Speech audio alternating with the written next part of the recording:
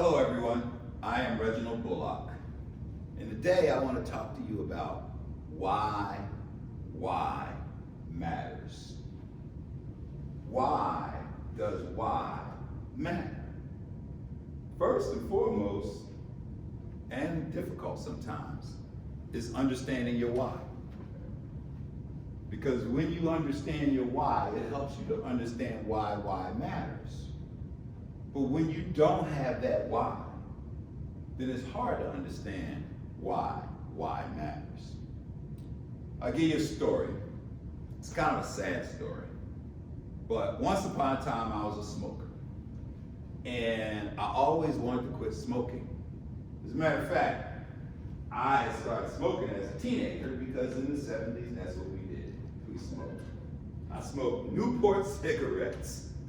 And I smoked for many years, and for many years I actually wanted to quit.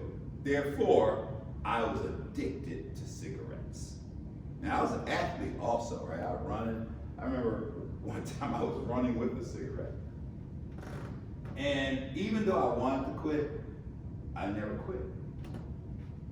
Never quit smoking cigarettes, even though I wanted to quit. And you may have things that you are addicted to or challenges that you want to overcome, and you really do want to do it, but for some reason you're not able to do it, right? One thing comes to mind, losing weight, right? Everybody wants to lose weight, but for some reason we have a hard time losing weight.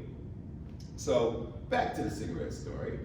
I smoked cigarettes and wanted to quit, but I didn't have the why, or I didn't have a strong enough reason why. And once you have that strong reason why, then it tugs on you, then it pulls on you. Now, I knew that the cost of cigarettes were expensive over a period of time, so I did the calculations how much money I could save if I stopped smoking. I also knew all of the health benefits for stopping smoking. I even looked at some lungs, and they were black lungs, and they talked about the little hairs in the lungs. I'm like, oh man, I don't want any of this going on inside of me. I need to stop smoking cigarettes. And then, of course, your clothes smell bad, your closet smells bad, your breath smells bad. All of those things are bad. And in spite of all of that, I continued to smoke my Newport cigarettes. And it was bothering me until one day, my daughter ran up to me. And when she did, there was a slight accident with the cigarette.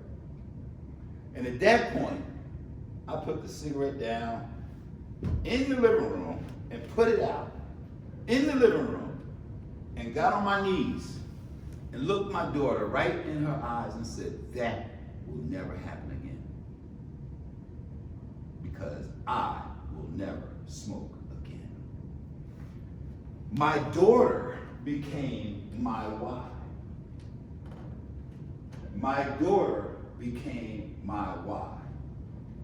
All of those years before my daughter was even born, I smoked and wanted to stop and didn't have a strong enough reason why. So when you decide you want to do something or stop doing something, what is your why? And is your why strong enough?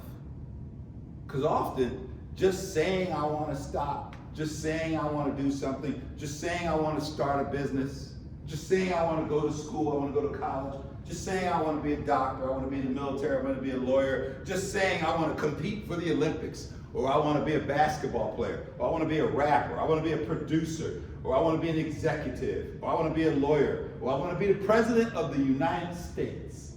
Just saying it doesn't cut it. Just saying it doesn't cut it, because your why has to be strong.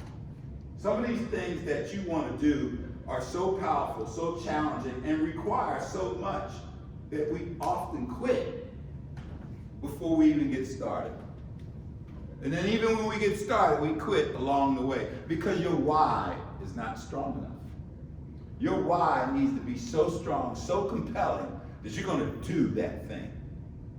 My why was my daughter. And I was so focused on that will never ever happen. You will never smell any cigarettes in the house. You don't have to breathe that smoke. You will not be exposed to it. Nothing. Because you don't deserve that. My daughter deserved a healthy opportunity in life to breathe clean air in spite of my addiction to cigarettes. And she became my why. So what is your why? What is your why? Think about it. If you are in sales and you have quotas and you're not achieving your quotas, it's because your why is not strong enough. I work with a global sales team of a major tech company, and I coach them. Some do well, some don't. Some make excuses. And as we say in my fraternity, excuses are tools of the incompetent, built upon monuments of nothingness. Those who specialize in their uses are seldom good for anything but excuses. So I'm telling you, have a why and not excuses. Because when you have that strong why, when that why is so powerful, that why is so strong, and it's just tugging on you, you are going to achieve. You know, that's like when you're playing sports, and I don't know if any of you ever played sports where you're just so tired, you don't have nothing left in your tank, your hands hurt, your muscles hurt, atrophy setting in, the lactic acid is just killing you, and you're just gritting, but you want to win. What is your why? I served 30 years in the military, and a lot of times my why was my team. My why were those airmen and soldiers and sailors who were near me, with me, going through it with me. When I was a weapons specialist, we're carrying these heavy missiles and rockets and bombs, and our arms are hurting. They're like, okay, Reggie, get your team over there to that F-16 and load up again. I mean, we're tired, but we're a team. And our why is so strong. We're defending the national security of the United States of America. There's no more noble cause when you're in the military than that. So our why was strong, but our why was, I'm not going to let this person down. I'm not going to let this person down. I used to get in the middle of the missile a lot of times, which is the heaviest part, because my why was for them too. So what is your why? As a parent, why do you work? Why do you have 2, 3 jobs? Why do you get up early and make breakfast for your family? Because you care. Because you care. Often your why is associated with you caring. And for you leaders out there, I'm gonna tell you, people don't care how much you know until they know how much you care. So if your team is not going the way it's supposed to go, maybe you don't care as much as you think you do. So what is your why? So today, I just wanted to share with you, your why is important. Your why. Why is why the way it is? You got to think about that. Your why drives so many things. I mean, there are literally thousands and thousands and thousands of languages. Why learn?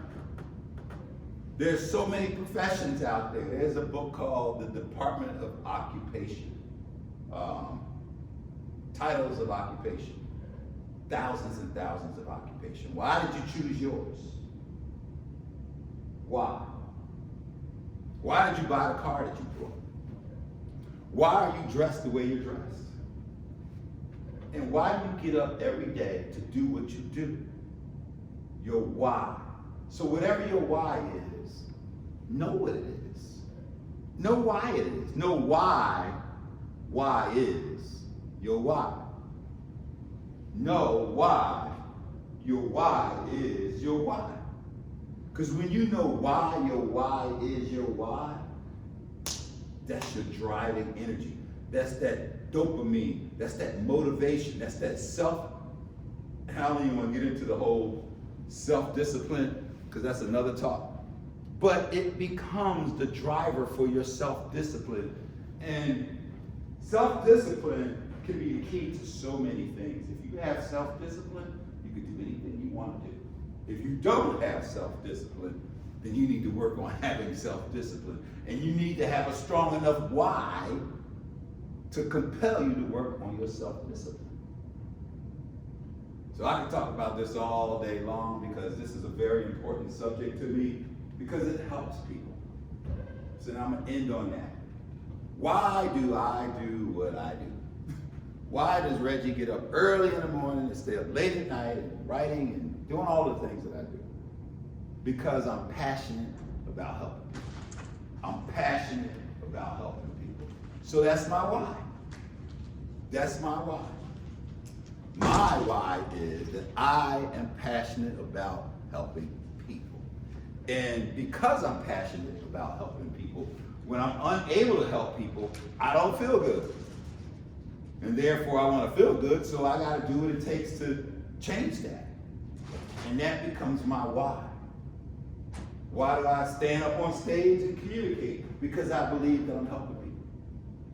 So all the things that goes on behind the scenes to be able to do this, that's my why.